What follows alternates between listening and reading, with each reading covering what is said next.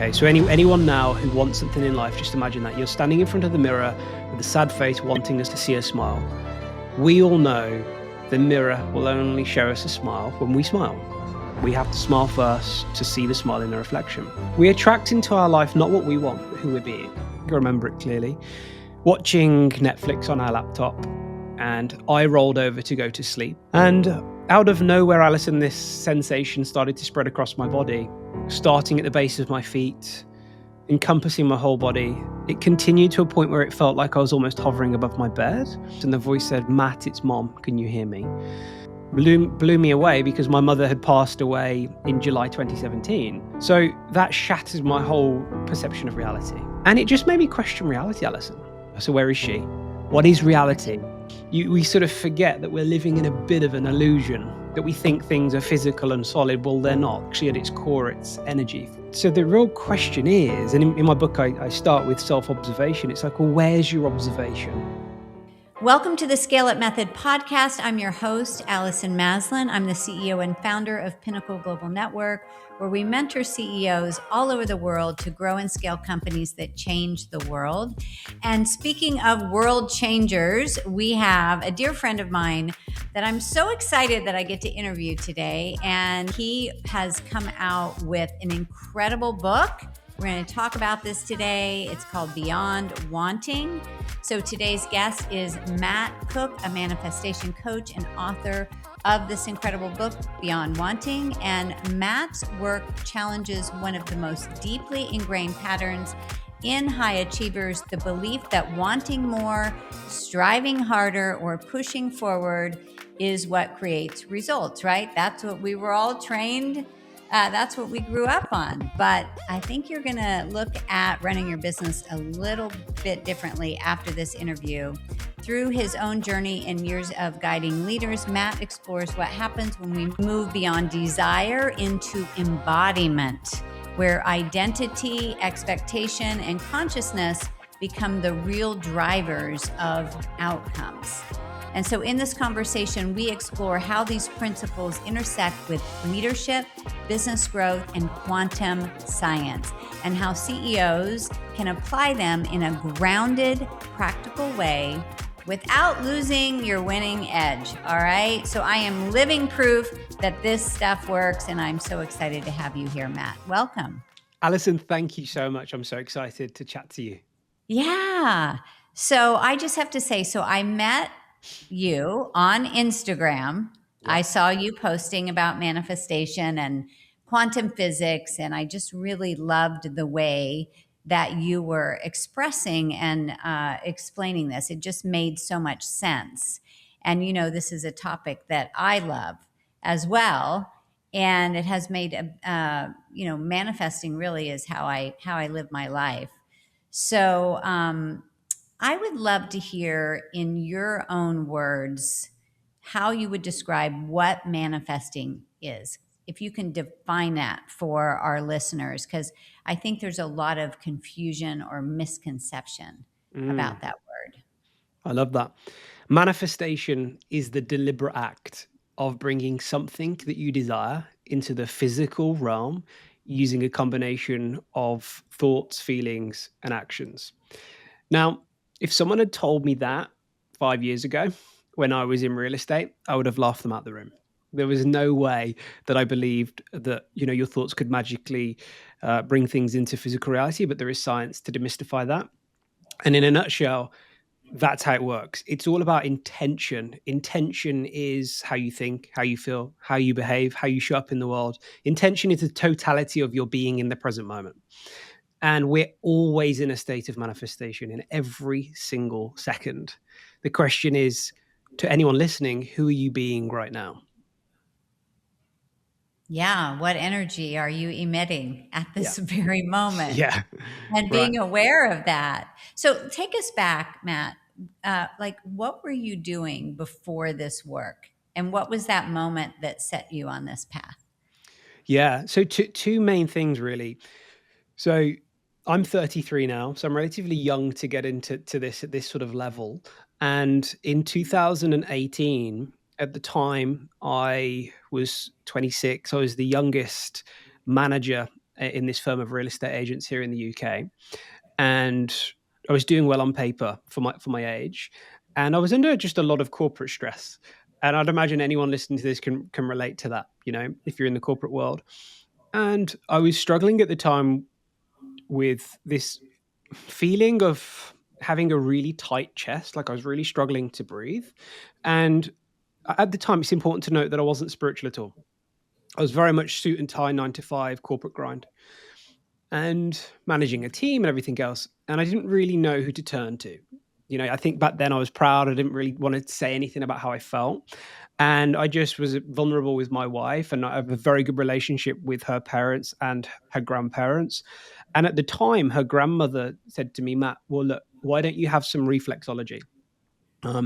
It's going to really help. Like, I'll pay for it. Come over to my house. I have this therapist, and I'll arrange for this session for you. It's going to help. So I was like, do you know what? Well, I could do with some relief from this pressure I'm feeling. So let's just go for it. So I had no idea what to expect. I didn't really know what reflexology was, apart from it's something to do with feet and a massage of some respect. That was sort of it. That's all I knew. So I rocked up, got on the recliner. The therapist didn't know me. I didn't know the therapist. And what I thought would be a simple massage on my feet turned out to be one of the biggest spiritual awakenings of my life. He turned to me and said, so Matt, tell me who you are. And I said, well, I'm 26 years old. I'm the youngest manager in this firm of real estate agents. And he stopped me in my tracks and he said, no, Matt, I didn't ask what you did for a living. I asked who you are. And Allison, I didn't know how to answer that question. Who am I? Who am I? He wasn't asking what I did. He asked, who am I?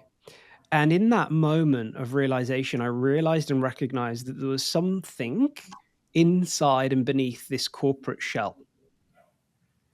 And in that moment, the analogy, the metaphor is like, imagine an astronaut who's in space and you're seeing their suit, but there's a human inside. And it was like, who is that version of, who is that? And in that moment, I realized straight away that I wasn't happy in real estate. That was clearly it. There was something else. It was seeking whatever that thing is inside.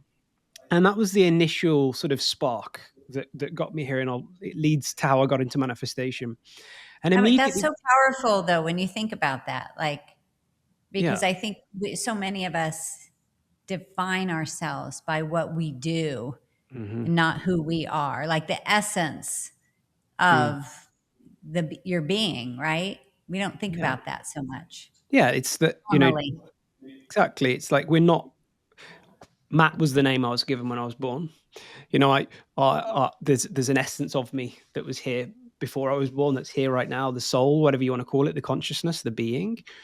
That version of me is here for a reason. It has purpose. What is that, though?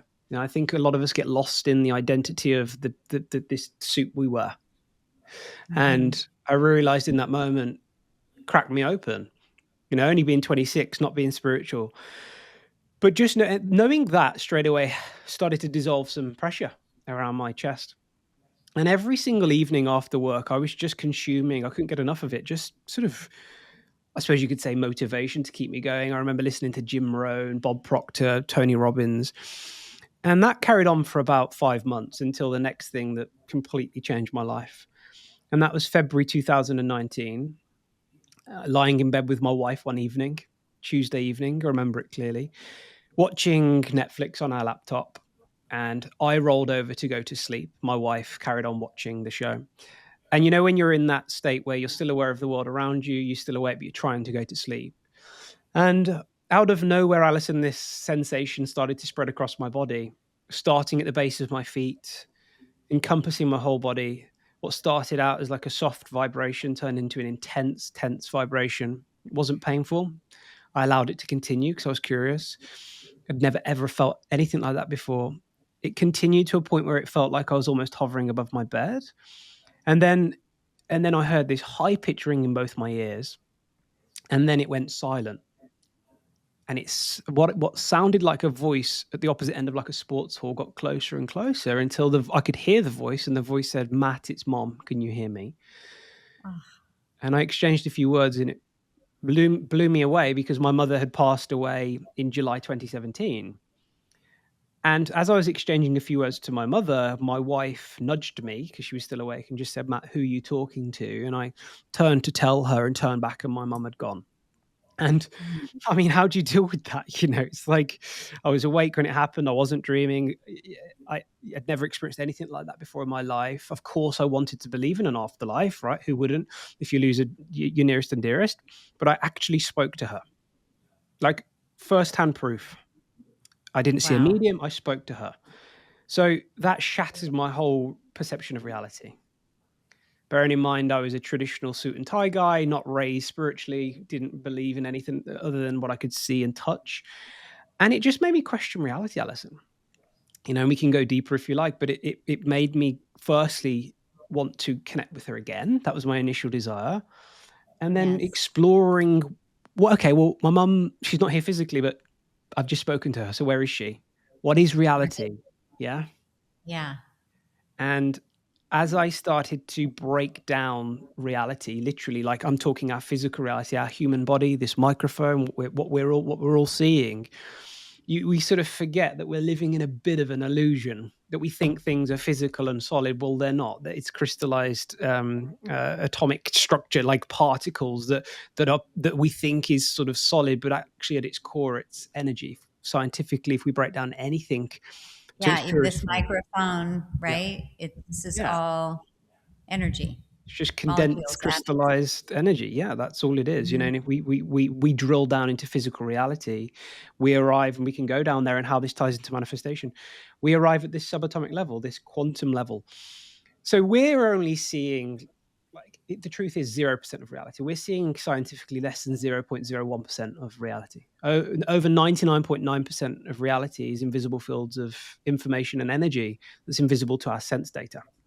So, my mother, all our loved ones, they exist in that realm that we can't see with our senses, you know?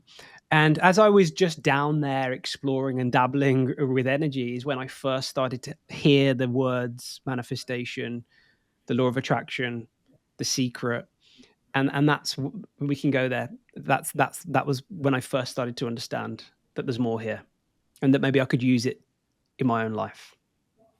Yeah, I want to dive into this further, but I want to just kind of touch on that. It's interesting because my dad comes to me pretty frequently in my dreams. Mm, And I want, like, I don't experience him coming to me in the day, my waking life, mm, but you're in that somewhat of an altered state when mm. you're sleeping, right? Yeah. So you're able to tap into that other energy. I guess that's what I'm getting from what you're Yeah. saying. Yeah, like the sense of self, like Alice and Matt, the ego lives very much in the left side of our brain, the analytical, rational sort of identity of who we are. And we're perceiving reality based on what's around us. And when we sort of slow down, when we drift out of left brain and into the right side of our brain, more of the intuitive side of our brain, we go there when we sleep, when the analytical mind rests every night. So that's why dreams are so powerful. But also, every leader can resonate with light bulb moments. If any leader listening to this right now can remember the last time they had an epiphany or an idea out of the blue, it tends to be when we're in idle mode, when we're showering, when we're walking the dog, when we're going for a run. It doesn't really happen when we're sort of like on the computer hustling. So like insight always comes from the right brain, that right side of our brain, the intuitive side. And yeah, it's fascinating. So that's why for you, for spirit in general, it's so much. They're always trying to communicate. By the way, it's just that through the work, like waking day, we're just in the wrong side of our brain to sort of pick it up. Whereas intuition, Mhm. insight, light bulb moments, connection with a loved one is normally when we're slower, in the right side of our brain, the intuitive side. Yeah, it's so fascinating. I could talk about this all day. And Yeah. well, let's talk about, I do want to talk about intuition because that is, the more in alignment I've become, the Mm, more I've been able to trust my intuition. And I yeah. think, we're talking to business owners that are listening to this, and we have so many apps and different things that we tap into to help us make decisions. And I think we forget that we have the most powerful GPS system internally that Yeah. we walk around with every single day. Yeah. And I know as a leader, the more that I have trusted my gut, the better decisions that I make. Hmm. Absolutely. Well, look, I think it's widely known that Einstein's greatest ideas came from the walk to and from the lab, not at the lab. Um, Edison, that the founder of the light bulb moment, all these great leaders from like the past century. If you look at what they did, there's a famous one. I think it was Edison that would take an afternoon nap.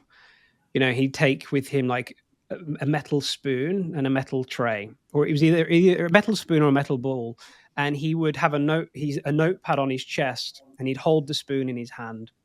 And he knew that as soon as he'd fallen into those slower receptive brain waves that we're talking about, the spoon would leave his hand and it would hit the tray. And as soon as the spoon hit the tray, what would wake him up, and he'd immediately make those notes. And it was the light bulb moment, like it was the notes in that part of the brain, and it's even the periodic table, for example, came to someone in a dream. We're connected at all times to infinite knowing, but it doesn't exist in the left side of our brain. The left side of our brain is the rational part that tries to figure and hustle and work things out. And I think in the culture we're in, the distraction we're in with social media, there's a pandemic of how many of us are living a stupid percentage of our life in the left brain and not Yeah, understanding the importance of being more present. I think as leaders, we think, oh, I haven't got time to be present, I haven't got time to meditate. When actually you're going to yeah. succeed faster by being more present, because you're going to get more ideas, that come. Oh, 1,000%. And I understand, you feel like you got to hustle to get the project done, meet the deadline, you want to hit those goals. And what I have found in my many years of running companies and spending lot of time talking to you, of course, that the more quiet time that I take, the faster my business grows because Mm. I'm not wasting time spinning at the same place, focused on the minutia. When you step back, that's where you get those bigger picture breakthroughs, like you said. When the mind is open, you can have those downloads, those light bulb moments that are going to take you much further than that hustling is going to. Yeah, it's that great saying, isn't it? Slow down to go faster. But we're just not trained that way, are we? The ego is always looking to hustle, and it's dangerous to the ego, to that side of us. Like, I can't slow down. I have payroll. I've got to close this round of investment. There's no way I can do this. But every single client I work with, every single time they say to me, Matt, I've got this deadline. I've got to raise this amount of capital. I've got to do this, that, and the other. I just don't know where it's going to come from. And I'm like, well, it's not your job to figure that out. It's you get more present. And every time they get more present, they just have the wildest synchronicity that comes their way, Yeah. or breakthrough or idea. But it's understanding and coming to peace with that we have to account for and make time for being present. Yeah. Not 30 years ago. I wasn't in that world. I was born in 92, but so for me, I've never really known anything other than going to work and still working outside of work with your emails. But for anyone in the older generation, I'm sure you can remember a time where you finished maybe at 5 and there was no email, there was no phone, like you couldn't really, so people in those days naturally spent more time in their right brain. It was more Yeah. of a 50-50 balance. Whereas now it never, as we all know, it never stops, does it? Really? Yeah. Well, we You know? have all of these things to make life more efficient, but it actually it does make it more efficient. But then we just add more stuff. We just Right. keep adding more stuff, right? Right. Let's talk about your book, Mm. Beyond Wanting, and you've got to get this book if you want to experience and be able to attract the things that you've been desiring. So let's talk about this because, like we're saying, many entrepreneurs are wired to want more growth, more success, more impact. What is actually missing, Matt, when we live in this constant state of wanting? How does that actually push things back instead of attract it to us? I'm going to share several different ways of looking at this. Firstly, the simplest, and that is that I want everyone to imagine walking up to a physical mirror, standing in the mirror with a sad face and wanting to see a smile. Okay, so anyone now who wants something in life, just imagine that you're standing in front of the mirror with a sad face, wanting a smile, to see a smile. We all know the mirror will only show us a smile when we smile. We have to smile first to see the smile in the reflection. We Yes. don't treat reality like that, though, do we? We tend to go, when success happens, when I get here, when this happens, then I'll smile. It's sort of like we're waiting for something outside of us to then smile. And that's not how the universe works. Like scientifically, it's in the book. I've proven it scientifically. It's called the observer effect. We attract into our life not what we want, but who we're being. And I'm not saying you can't be successful by not knowing this, because you can. You can force, you can fight, you can drag yourself through it, but it's probably going to take longer. So let's firstly just think of the definition of wanting. Wanting is haven't got. Like want means I don't have. So I'm not saying people can't want. Absolutely, I want massive things, but wanting isn't necessarily what gets you there. What gets you there is the future version of yourself that exists in your imagination who already has it. So that's the being. So you have to say to yourself, how does the version of me who has all these things that I want, what are they like? How do they show up in the world? How do they think? How do they feel? How do they protect their energy? How do they protect their yeses and their nos? Like, what do they do? How do they behave? And that really is how manifestation works. We have to move beyond wanting and fully embody the version of ourselves that already has it. And to go just slightly deeper, in quantum mechanics, this is an amazing thing that I just discussed there called the observer effect. And it really shows us that what turns this infinite field of information and energy that we could label the universe, the quantum field, the matrix, whatever, what turns it from being just energy that exists in what's called superposition, there's infinite possibility there. What turns it from that to this physical stuff is observation, right? It's observation on a quantum level which collapses that energy to the particle. And that's a scientific fact. So the real question is, and in my book, I start with self-observation. It's like, well, where's your observation? So if everyone reflects right now for a moment, imagine being a fly on the wall in your own brain. How are you thinking about yourself and your business every day? Are Mhm. you saying like, this is just a struggle? I'm not going to get over this period. I don't know what's happening. Things are going wrong. Like how are you being? Because if on a quantum level observations turning energy to the particle, we're made of the same stuff on a macro level, right? So I'd love to. I know you and I have done this before, but I'd love everyone to experience what I'm about to show you, to understand really what I mean by observation. So Alison, and anyone that can do this while sort of listening, maybe not if you're driving, but Alison, if you just close your eyes for me Okay. and everyone else listening, and just inside your own mind, not out loud, just say the word hello 5 times for me.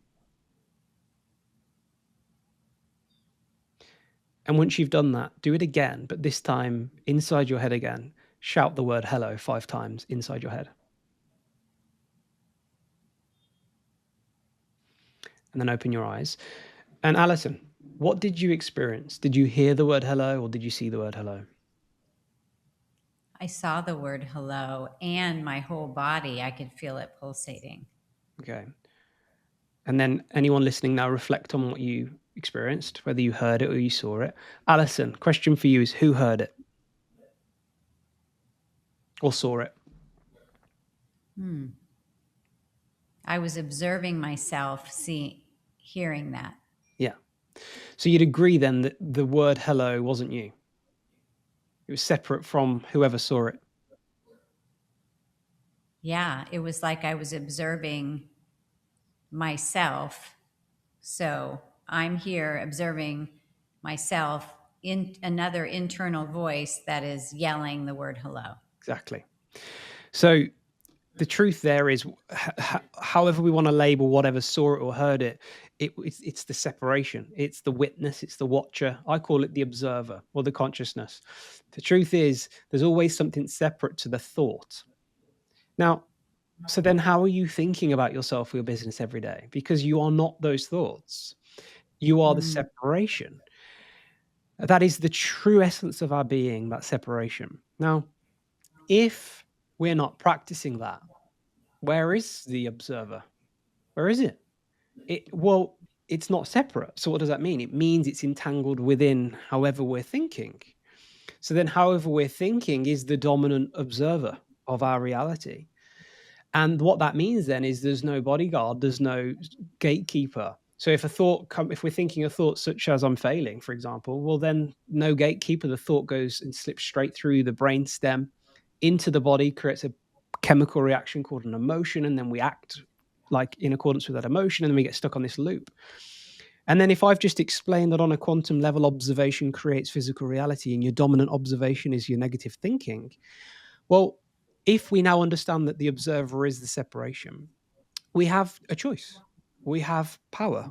We can decide that, no, I'm not going to think that thought today. Thank you. Yeah. I'm going to trust and I'm going to believe. And it is difficult initially. I'm not going to lie, especially if someone's gone through a rough patch. Your brain's firing through sort of triggers like Mhm. externally and trying to create this narrative. But what we don't want to do is we don't want that to be the narrative, because we know that what it's doing on a quantum level is actually creating physical reality. So Mhm. manifestation starts with being that observer, catching it, reframing it. And also, I want everyone to imagine now, whatever dream you have in business or in life, is that you can create a vision, a story, a mind movie of whatever that thing is that you want, and rehearse it as if it's already done. Now, the power of that is that you're visualizing it as if it's already done. That observation, again, is collapsing this wave, and that's manifestation really on a quantum level. So people who don't practice this separation are really manifesting on autopilot unconsciously. And they're Mhm. left to probability, they're left to just however they're thinking, and that's why people see so many recurring themes or patterns in their life. The Yeah. people that practice this, catch it, reframe it, rewire it, rehearse, start to very quickly see these very strange synchronicities starting to happen. And Yeah. that's, We are the common denominator of yeah, our experiences, yeah. for sure. And so here's a question for you. Do you, as you are uh, pretending or imagining this new reality that you want to manifest, are you walking through your day seeing yourself in that reality? Or are you just living your normal life and then every once in a while you will kind of go into that in your mind? Hmm. How do you weave this into your everyday? Yeah. So for me, I'm not a huge fan of the word fake it till you make it. I prefer feel it till you make it. So Mm-hmm. I I I have a morning routine that takes me around an hour. I have a 1-year-old, so I used to be able to have a little bit longer, but around an hour in the morning that sort of sets me up for doing my meditation, where I always used to like get confused as how meditation and manifestation tied in. But the great thing with meditation is we have an opportunity to slow down our brain and rehearse and visualize. And the great thing with that is the brain subconsciously cannot discern the difference between a dream or reality. So, everyone can resonate with any time they've had a nightmare, a night terror. You wake from that nightmare in the middle of the night, and for a moment you wake and you think that dream's real, and you realize it was just a dream. But if you look at your body's reacting emotionally to that nightmare, like your heart's beating and you're sweating. So when Yeah. you meditate, you can rehearse and feel it. You can genuinely, it's not about faking it. Like if you rehearse whatever it is in your life that you want as if it's already done, your body's genuinely going to think that it's real, and you're going to feel in accordance with that. So I have a whole process, it's all in the book, about journaling and gratitude and my affirmations that I do. And then really, Alison, what I do is I don't walk around like pretending it's already happened. I live as if the personality has already happened.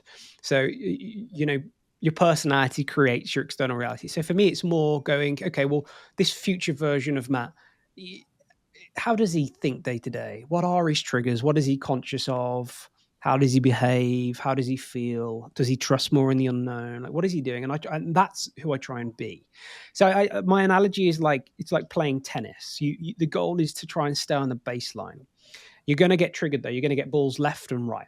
You're going to be running all over the show every day. It's called a human being. There's always triggers, there's always curveballs, there's always things coming out of the blue. The question is, though, how quickly can we get back to baseline? And really, the baseline is staying conscious and not getting triggered and falling unconscious. So, really, what happens is we just get better at being conscious of triggers. And then we live our day. We don't try and force or manipulate like the synchronicities. We allow this field of intelligence to co-create with us. And one day we might have an unbelievable like manifestation that comes. Some days nothing, and that's fine. You just show up again and you keep going. And Yeah, that and so you're more present, you're more aware of your thoughts and your actions. So then you do notice those synchronicities that when you're on autopilot, they could be happening and it goes absolutely, right by you. you're always getting evidence. Look, when I first started doing this work, I think a lot of people resonate with me because I'm just a normal dude, who worked in real estate, and I would never have thought I'd be this spiritual sort of manifestation coach, researcher. And when I first started hearing things like angel numbers, that was just far too abstract and out there for me. But I love science. Science demystifies the mystical, and you only have to research Pythagoras, who said like numbers rule the universe, and numbers are everything in money, in life, in business, in even a Zoom call. And we get evidence. You only have to be doing this work, and then you'll start getting very strange patterns, for example, of like numbers. You might see 1111 on the clock, on car registration plates, timestamps in your emails. And if you pay attention to that, it starts to become really strange. And you recognize that these are the early signs of like the breadcrumbs, if you like, of like the things that you're seeking actually showing. I think we sometimes think it's like a genie in a bottle, and all of a sudden, wow, like this huge manifestation comes out of the blue. It's actually more of like a sequential rendering. And if we're Oh, present I to like it, that. I if we're like that present as to it, we see the signs, and they might not just be numbers. It might be overhearing a strange conversation. Like everyone can resonate with thinking about someone and then they phone or email yeah. or text. What's going on there? Like, how's that even possible? When you put odds on that. So we're all connected, but we've got to be more present to see it. Yeah, it's just, I haven't talked about this much on this podcast, but my community hears me talk about these things, and you and I have had these conversations, Matt, for Yeah. quite some time, and I have I don't even know, I'd say used manifestation because it's not like a thing, but manifestation has been a big part of my intention. It's how I attracted my soulmate, my husband, and we're celebrating 20 years of marriage this year. And Wow. that was after a string of bad choices. Yeah. And it was like the light bulb moment was like, okay, Allison, you are choosing to be in these situations. You can choose otherwise. And so I listed out what I wanted in a partner, and I set a date even, which was rather bold, Yeah. when we would meet. And he came a week early, and I even said we would get married a year later, and we did. And he was everything that I wrote down, and that absolutely blew my mind. And he was living on the same street as me for 10 years, and we had never met. There Wow. were so many times that we had crossed paths and had never met. And since then, so many other things in my life. I really believe the success that I have in business, of course, all of the strategies we use in the Scale It method, and building your vision, and marketing and sales and team, and all of those things. And you really need to have clear strategy, clear plan, leadership, and all of those things. But to me, the work that you're talking about, Matt, the work that you talk about in this Mm. great book, that is the amplifier to it all. It, Yeah. it creates, from my personal experience, so much more magic that you couldn't plan. It's so far beyond anything that I could have ever made up myself. And it just makes it fun. I Mm. love it because, like you said, with that intention, you are turning energy to matter, basically. And it's like I see it as like you're molding clay Yes. of the things that you want to create in your business and in your life. So true. And I also have a theory that I say, and this originated from, I work with many different people looking to manifest many different things, whether it's business success, whether it's healing from health conditions, people manifesting love. And I want to just share something. I work with some people that are looking to manifest something specific. And when I say specific in a relationship, a specific person. So this could be someone that they've previously dated and been disconnected from, or someone that they really have their eyes on. And from this just recurring theme of working with people, I noticed something. That they thought it was the person they wanted, when in actual fact, what they were attracted to was the version of themselves that exists in their imagination when they're with that person, because that Mm. person makes them feel a certain way, makes them feel safe, makes them feel worthy, makes them feel heard, whatever that is. That's why. And this sort of insight for me made me realize it's not just specific people. This can be applied in all areas of life. Whatever you want, why don't you think about the fact that actually maybe the reason you want it is because you're attracted to a future version of yourself that exists in your imagination when you've achieved that goal. Now, if that's the case, then the question is, then, are you being them? Are you being that future version of yourself? What's the disconnect? What's the separation? Is that version of you different in any way? If they are, then that's highlighting straight away what you need to start doing. Because the moment you start being them, and we've spoken about the observation, collapse of the wave function, the moment you start being them is the moment you start seeing this magic. It really is. Yeah, I so agree. And I would say, as it relates to the relationship, for me in that moment, I realized I was settling. Yeah. Like I wasn't stepping up and expecting as a higher version of myself. And so everything changed in that moment where I set a boundary, I set a standard that I would Mm, not go below. And that's when things started to change. And so this idea, and you talk about this in your book, mm, expecting, yeah. like you manifest what you expect. Mhm. That's powerful. Yeah. Yeah, absolutely. You attract into your life what you believe you're worthy of. Like you're always in a state of attraction right now. So what do you believe to be true about yourself? It's so. The funny thing is, and I can go really deep and complex, but it's actually really simple. It's just that you will attract into your life who you're being. Yeah. So are And you happy with how it? do you how do you how do you do this, Matt, though? If we're talking to business owners that are having a really rough time with cash flow, or they just had, one of their top employees quit and they have a big deadline. So it's easy when things are good. How do they maintain this or think this way or do this practice in those times? There's a law in the universe called the law of rhythm, and this is the paradox of this. I actually think it's sometimes like it's yes, we think it's easier when things are going great, but where I think the golden opportunity is in the ebb rather than the flow. Like I live in Cornwall here in the UK, and I don't surf, but there's a big surf culture. And when I'm walking on the beach, I love to observe the surfers, because what I watch a lot of the time is they're only really riding waves for a short period of time.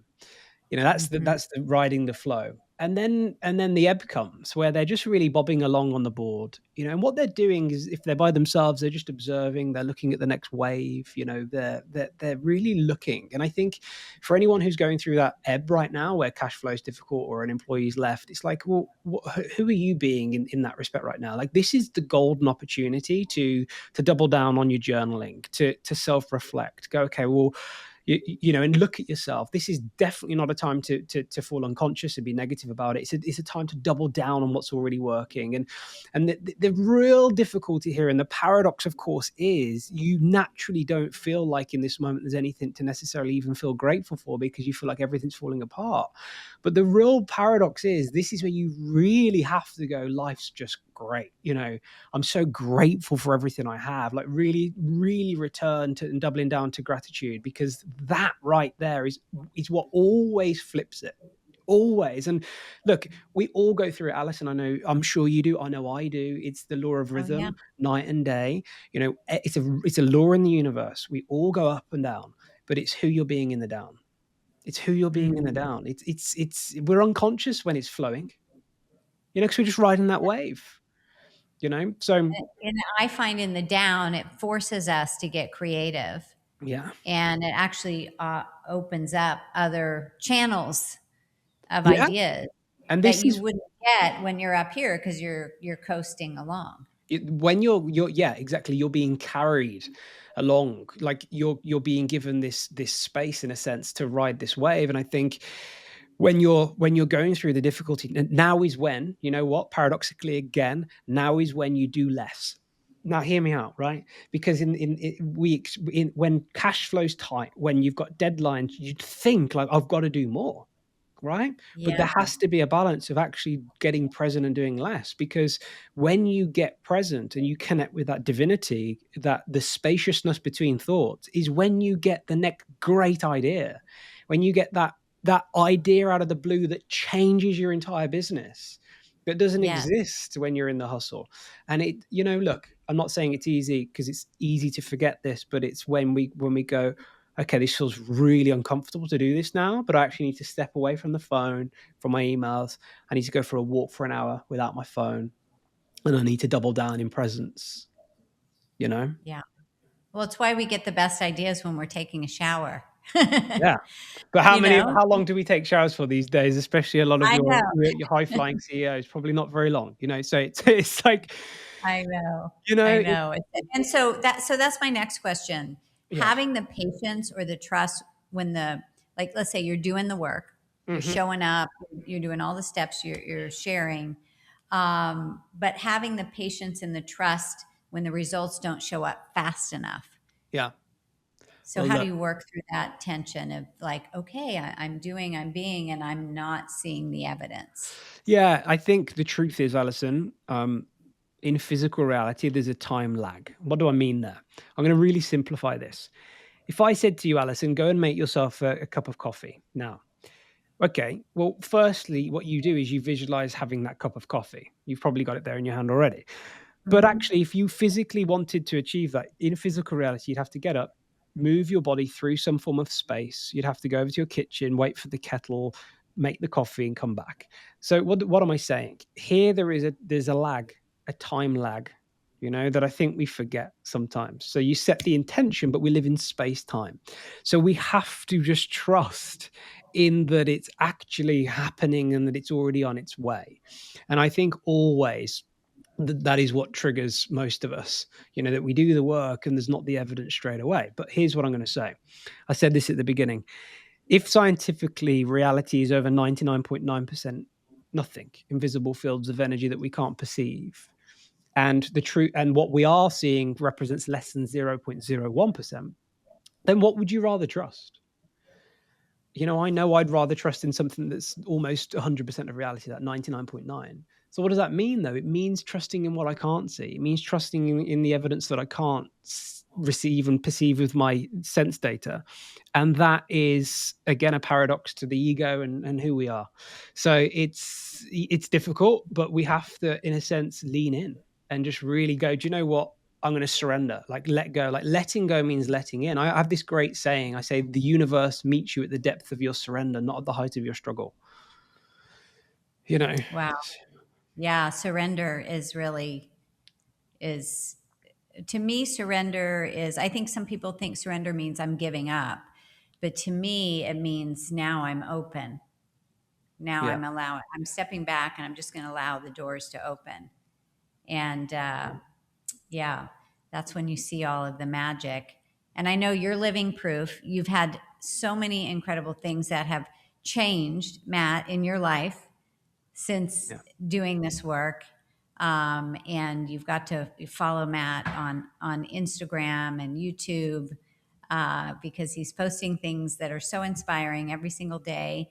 And I know for myself, I'm sitting right now in my villa in Zihuatanejo, Mexico, where my husband and I got engaged in this town 20 years ago. And it just, like, if you looked on paper at the time, it would have been like, oh, well, that's not going to happen.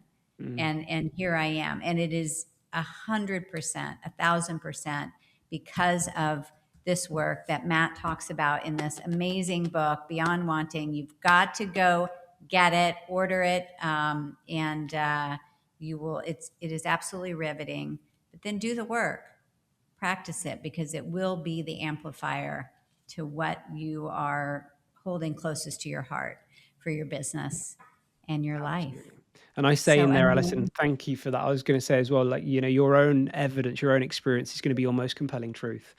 And I tie a lot of the stories into that book with real life stories of athletes and successful business owners. But there's room in every single chapter to go and embody and the work as well. Just the time with what you said, and go and find your own truth with this. It'll be your most compelling evidence. Yeah. And one thing I will say to this is that I used to do the work, I call it vision crafting, but the intention work, the journaling, the gratitude. I did it occasionally when I had time, on vacation, and I would see evidence, but it would be sprinkled here and there.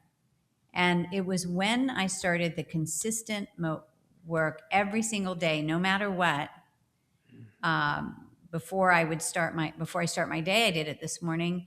That's when it's like you create this flywheel of energy and things just start moving at a much more rapid pace. But then coming from all different places, like strategic partners that I meet out of the blue that I had on my list coming to me. Yeah. And so it makes things so much easier. We make it so much harder than it needs to be. I love So that. Yeah, just one word to finish there as well is that's the magic word, consistency. And I think just for everyone listening who's deciding whether they're going to do this or not, you're already doing it. That's the truth, right? right. Yeah. And the thing is, you're already being consistent doing it, maybe unconsciously. And Mhm. that is the real compelling truth here.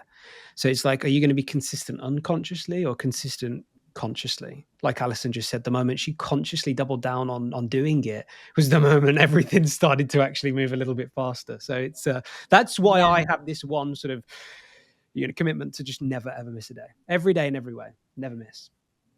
every day in every way. Yeah. Yeah, I love it, Matt. Thank you so much for being here. Thank you. And so we know that you can get the book on Amazon. And also, how can people reach you if they want to reach out Yeah. to you? What's the best way? Absolutely. Yeah. So the book's everywhere, all over the world: Amazon, Audible, Kindle, however you want to listen to it.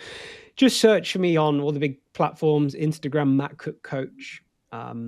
Have a big community over there. TikTok. You'll find me on YouTube on various podcasts. And yeah, that's nice and Great. simple. There you Oh, go. I'm so glad we had a chance to do this. This was so much fun. Thank you very much for being here with me on the Scale It Method podcast. And for those of you listening and you want to learn more about our work and how we work with CEOs to help them scale strategically and energetically, then go to Pinnacle Global Network. You'll learn all about who we are, our mentors, how we work one-on-one with our clients.